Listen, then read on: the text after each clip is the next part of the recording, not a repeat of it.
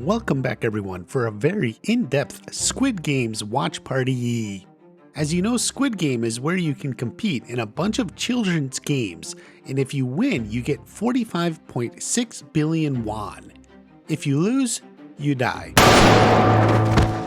So there's a lot of motivation to win. With so much randomness and lack of knowledge about what the games are, is there any way you could increase your odds? The answer is yes, you can. There are some basic strategies and methods of play that can increase your odds of success. So one day when you are competing in the Squid Game for the amusement of the super wealthy elite, you have a fighting chance. So let's dive into that right here for a full Squid Game strategy guide. Now, one thing we should make clear up front is you can't guarantee success. The most you can do in anything is increase your odds of winning. Basically, if there's 456 contestants, then you have a 1 in 456 chance to survive. But with optimal strategy, maybe you can get that up to 1 in 200, or even 1 in 100. It's no guarantee, but still a huge improvement. There's also a secondary goal. If you can't win, you at least want to survive, presumably. Obviously, most of the people chose to come back, so they may not have much to live for, but we'll assume you want to survive. Now, there are several broad approaches that are not just good for Squid Game, but everywhere in life. You may have heard of some of them, and maybe for some this is the first time. If you can apply these to your life, you will find your odds of success in whatever you're doing will go up dramatically. It's not a guarantee, it just gets better. The first and one of the most important skills you need to have is situational awareness. This alone could have saved a lot of people, at least early in the game. You can't make the correct decisions if you aren't fully aware of what's going on around you. You need to process as much as you can.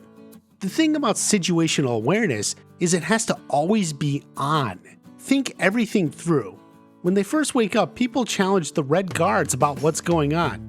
He responds with information about each of them and assures they are willing to pay money for the game. That may be so, but the secrecy implies something isn't on the up and up. Not to mention, how do they know everything about these people? Plus, the place is huge and weird. Situational awareness would clue you in this is far from normal, and when the weird doll says you're playing red light, green light, there has to be a catch. This isn't a normal competition for money. The next important lesson is always seek and use position. This is a very important principle that you should learn and use throughout your life. Having position on another player means that person acts first, then you can see what they do, and then you act. Since you act after you saw the other person, you have more information to act upon. Like I said, using position will give you an advantage so often in life. Have you ever had a group project to present to the class in school? The teacher called the groups at random. If you get to see the other groups go first, you can immediately see strengths and weaknesses and adjust your own presentation to match. You'll see what sort of questions are asked and be better prepared with the answers. Now that's just school, but in the real world, maybe you're making pitches to angel investors. What are the investors looking for? What questions are they asking? Or maybe you're trying to sell a car. If a customer comes into your car dealership and says they've been to 2 places already but couldn't decide what to buy, how much of an advantage does that give you? What questions would you ask that person? What cars did they show you? How much did it cost? Why didn't you buy it? Oh, the monthly payment was too much. What was the monthly payment and what did you want to pay? Do you see how acting after other people can give you a huge advantage to succeed? Pounce on that advantage. I will point out this is obviously not always true. For example, in the game Monopoly, there's a huge advantage to going first. That's because the game has limited resources to buy. Still, when in doubt, always get and use position. So how does having position apply to red light, green light? Well, since our situational awareness clued us that something is extremely odd about the whole game, it makes perfect sense to stop and wait one round. Let everyone else go first. The creepy robot said you had to pass the line by the end of the time limit. There was no bonus for crossing first. These guys were idiots. By waiting out the first time, you could see the first guy get shot. Having position. Then when you realize this is a game of life or death, immediately know to stay still and not get yourself killed. That said, once you know it's a game of life or death, you better make damn sure you cross that line by the end.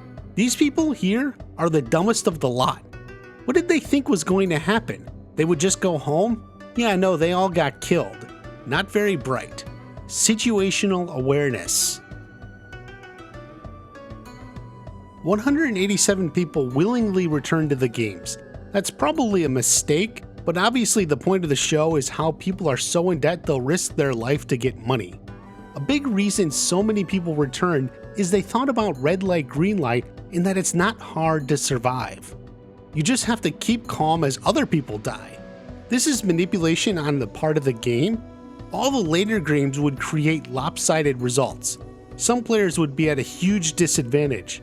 It's difficult to anticipate that when the only game you've played is the dull red light, green light game. But when the super wealthy elite are eager to go and kill tons of people, you better play it safe. The honeycomb game is tricky as it requires you to choose a shape before you know anything about what you're doing. While you're totally in the dark, you can still make an evaluation of the situation. That is, always identify the odd one out. When you look at the four shapes, the circle, triangle, and even star are standard generic shapes. The umbrella is the odd one out. It is an actual physical object. You can have an umbrella, you just don't have a triangle or even a star. Now, a lot of people immediately go for the odd one out as a sort of counterintuitive move. If most people are going one way, then I want to go the other. But remember, this is game 2 of 6, and everyone who loses dies. Safety in numbers is a real advantage. There's a reason you have that instinct. If you eliminate the umbrella because it's the odd one out, it gives you a 2 in 3 chance of choosing an easy shape. As I said, improving your odds is the best you can do. Also, think outside of the box. That's a common saying, but what it really means is free your mind to alternative methods. It'll be tough when you have a time limit and certain death if you fail, but it is where Gi-hun succeeded. He realized there was another way to free the umbrella. That is an A+ move by him. It's also worth noting this game had the most cheating or rule bending. Some knew in advance and others found an alternative method of getting it out. It's not clear if using the lighter is cheating, though they aren't supposed to have it with them at all. Still, there's an important principle. Cheating helps as long as you don't get caught. It's like playing with fire, in this case literally. The adage cheaters never win isn't entirely true. In a game of life or death, you need to pick your spots. And maybe that spot is hiding under the playground equipment to use a smuggled lighter. Cheating is a part of the game. Safety in numbers will also keep you alive in the nighttime riots and killing spree. As violence is unpredictable, your best move is to try to avoid the fighting and have a large team who are all willing to defend each other. Again, this is where Gi-hun succeeded. There's not a lot I could add to Tug of War that Il-nam didn't already provide. I will point out a few things. The first, again, is the idea of using position. The order was random, so you can't control that, but if you are fortunate not to go first, you'd better damn well use that time to observe the other teams and try to formulate your own plan. What seems to work and what doesn't. You don't have much time, but anything you can come up with helps. I like to think Sang-woo thought of his idea of taking a few steps forward to knock the other team down during these moments. Plus, do you think the later teams employed the same strategy after seeing them use it effectively? Probably so. Each match would be different as the teams learned and adapted new ways to compete. Likewise, you need to anticipate your opponents are doing the same thing. You should be ready for it. Another important point of Sang-woo's idea of taking 3 steps forward: change a losing strategy.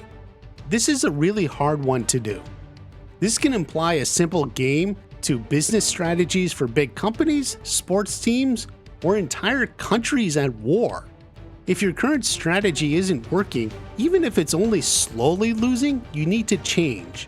This is very difficult, harder than most people realize. A new strategy could work worse. You'll look stupid. People will say, hey, it was going down, but not that bad. Your change killed the whole thing. This is where great leaders come in. You can't be afraid of a bigger disaster if you know the current path will ultimately fail. Sang-woo made the proposal and Gi-hun said they should go with it. It could have backfired, they could have fallen right off, but at least by doing something different, they had a chance. Sometimes all you can do is give yourself a chance. Always give yourself a chance to win. Don't let fear of embarrassment or ego stop you from changing a slowly losing strategy. Now before we go on to the marble game, let's go back to the situational awareness. You need to take in everything from your surroundings. They played one game a day, so about 23 or maybe 22 hours of each day were apparently in this dormitory. I was shocked when they came back after the final game to see the pictures of the games on the walls. I first thought they added it only then, but on rewatches I realized the pictures were there the whole time from the very beginning. That's insane. These people spent hours in this room with nothing to do, and no one noticed these pictures on the walls? Especially after game 2, it should have been clear these are the games they are playing. Hell, they're even in order. It's like the architect is giving them a sneak peek and no one bothered to look. That's inexcusable.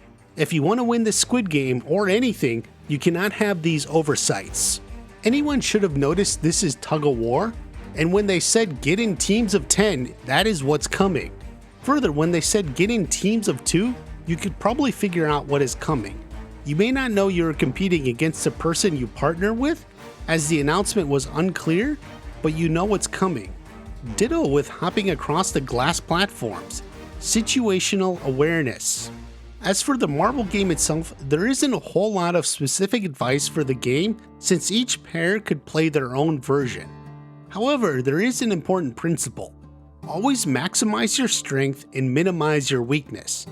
In this context, that means deciding, are you good at marbles or not? Do you know how to play? If so, you should absolutely push to play that particular marble game. Suggest it's more fair. Do whatever you can to push the game to your strength. That's what Daexu did.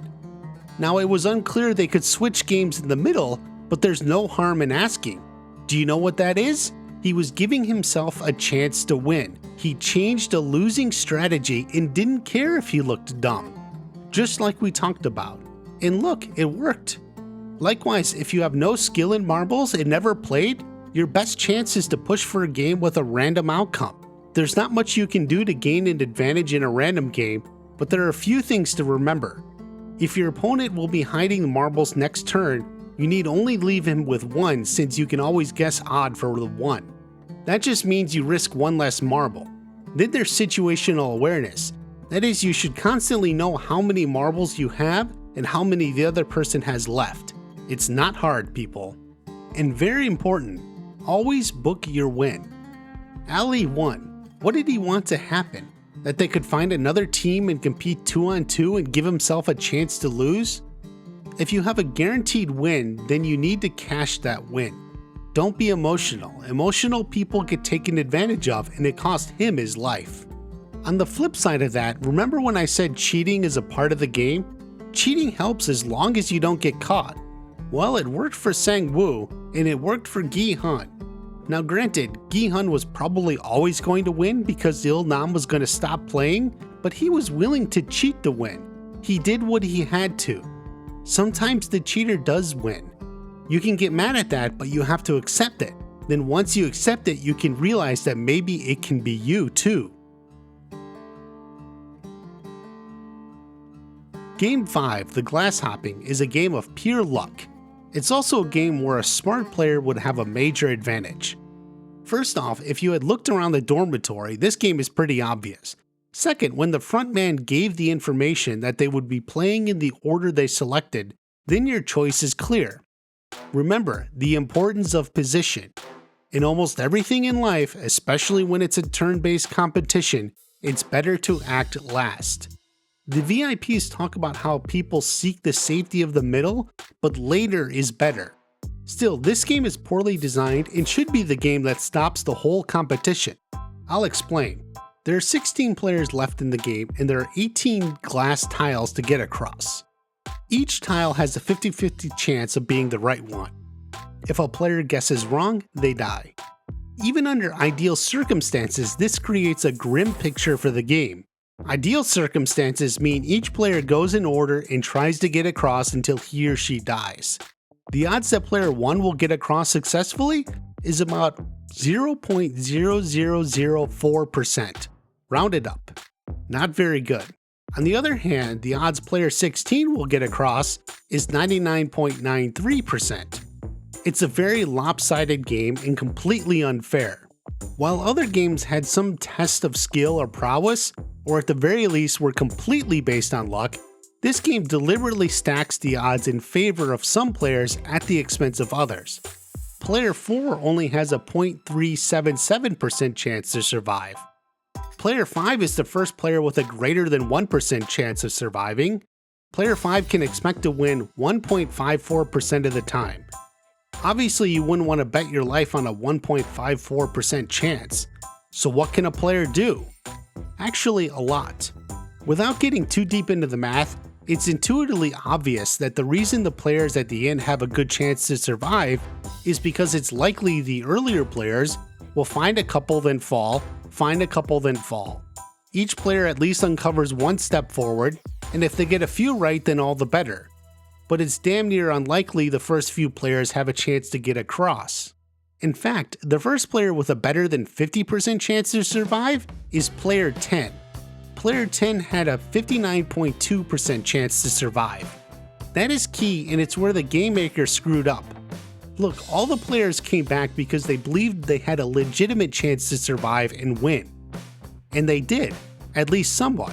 The honeycomb game was unfair, but most players had an object they could do. Tug of war was doable if you had strength, and the marble game was a 50-50 shot. But where this glass stepping stone game differs is most players, specifically the first 9, have a less than 50% chance to survive, and that's assuming perfect conditions. And then the early players have almost no chance to survive. If you were players 1, 2, or 3, why would you want to participate in this? It's certain death. You came to have a chance to win, and that chance is now gone. Further, what happens to the odds of everyone else if players 1, 2, and 3 don't move? That just moves everyone up 3 spaces. Now players 4, 5, and 6 can't win. Player 9 only has an 11.9% chance to survive now. And why do I keep mentioning player 9 specifically? Because there's 16 players total. Clause 3. They will stop the games if a majority agree. Players 1 through 9 can form a majority and stop the game. Even if player 9 thinks his 40.7% chance of survival is worth the risk, that assumes perfect play. When the early players refuse to participate, his odds vanish. There's almost no way to see how 9 players won't vote to end the game. Think of alternatives, don't accept your fate. Now let's assume for whatever reason you couldn't get a vote to end the games. Player 9 is Deoksu and he doesn't want to quit, the players after him don't either. Is there anything else you can do to increase your odds? It requires some chances, but anything is better than certain death. First off, there are 16 of you. Strength in numbers. There's 2 guards and 1 manager. All you have to do is split up, 5 each, and overpower those guards. Grab their guns and push them to the front. Make them cross first. Push them in front. Even if they don't fully play, if you just push them on 1 tile each, you can eliminate 3 and everyone's odds go up a lot. Moves like this are high risk, but if you have no chance anyway, there's nothing to lose. The next really obvious point is, what about the support beams? Nowhere in the rules did they say you only have to jump on the glass tiles. Presumably the support beams could hold a person up. They'd have to. They can hold everyone. Plus, if you look here, the center beams aren't much more than shoulder width apart. You could easily balance both feet on the 2 beams and walk across. Not sure if that would break the normal glass, but it shouldn't matter, just keep going. The final option is the shoes. They said to take them off, and it's not clear why, but one thing is for sure is they didn't say you can't bring them along. Lay down on a platform and hit the next one with your shoe to see if it breaks. Sounds like a good strategy to me. You can also toss the shoe if it's too far, but I think most can reach it. As you can see, there's multiple ways to improve your odds in this game. From quitting the game altogether to balancing on the beams down the middle, there has to be a better method than what the contestants did. Plus, one other important detail: situational awareness. The fact that this guy and lady forgot which tiles the guy jumped on is pathetic. Pay attention, your life depends on it. And for that matter, pushing the person right in front of you isn't the best idea unless you're at the end. You just increase your chance of dying. Speaking of the end, the first person to reach the other side has a unique advantage. He can turn around and block everyone else from completing the final jump. Just turn around and block the final platform. Granted, this comes with a bit of a risk. You don't want to get pulled off yourself. It would probably work best on the first person who isn't expecting it. I'm actually surprised Sang-woo didn't try it. He could have easily done it against both of them. It's also possible the guards will stop you. Obviously they want a final game, so there needs to be at least 2 people left alive. If they're going to stop you, then let them be the ones to stop you. In the meantime, don't let anyone else on. Heck, you can just force them to delay, causing them to run out of time. Blocking the final platform may seem dishonorable, but if you're at this point in the game, you are way past honor. Do what you must to win. Now, blowing up all the platforms, especially after all the remaining contestants have crossed, is a bit extreme. The fact that Sae Byak was injured is also sorta lame. The frontman says the games should be fair, but this is not fair at all. I do think she made a mistake though. She should have gone to one of the guards and said she needed medical attention. She can do it away from the others. They may have helped her. It's not clear that there is any rule against people getting medical attention. I can't say it would work, but I can say she should try. Obviously, you need to stay awake and alive through the night. The guards won't let the number of players drop to 1. This is why Sae Byak should have found a way to get out of there and rest. She wasn't going to have much of a chance. She could have also suggested they don't take the knives here, that they should end the violence. The purpose though is that she had a pocket knife and would be the only one with a weapon. It would help her overcome her physical disadvantage. As for the Squid Game itself, there isn't much to add. Gi-hyun used his surroundings to throw dirt in Sang-woo's eyes, which worked well. It's also important to remember the goal. There seemed to be moments where Gi-hyun could have broken away and gotten to the squid head, thus winning the game without killing Sang-woo. Instead, he focused on the fight. Always go for the win. As for after the games, I don't have a whole lot of advice. Don't spend all your money at once. You really don't want to have to go back. Do you think you could win the Squid Game? What strategy would you employ? Leave a comment and let me know. Please subscribe as this channel is only taking off. Check out my full breakdown video there, and I'll see you at the next watch party.